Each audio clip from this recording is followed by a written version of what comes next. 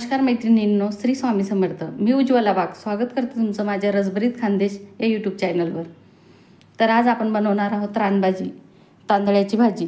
त्यासाठी घेतला मी मोठा कांदा चिरून, 4 ते 5 टेबलस्पून तेल, 2 टेबलस्पून लाल मिरची पावडर, हाफ टेबलस्पून हळद, 1 टेबलस्पून जिरे, लसण, चवीपुरते मीठ। तर आता आपण भाजी स्वच्छ धुवून घेऊ।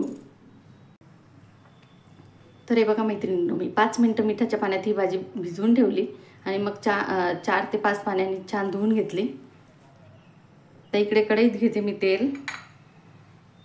तेल थोडं जास्त टाकायचं, कोरडी भाजी राहते म्हणून। याच्यात टाकते मी लसूण,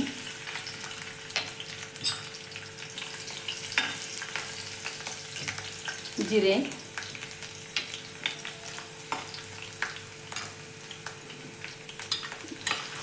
कांदा,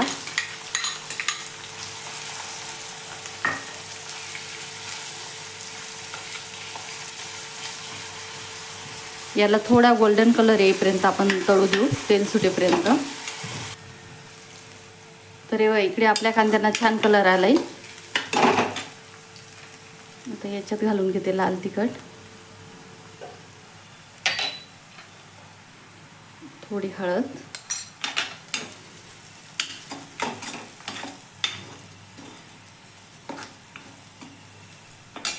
आणि ही भाजी।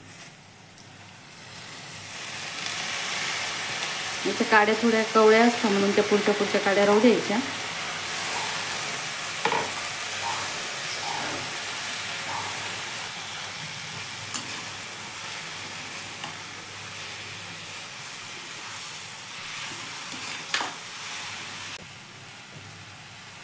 याच्यात मी घालून घेते चवीपुरते मीठ,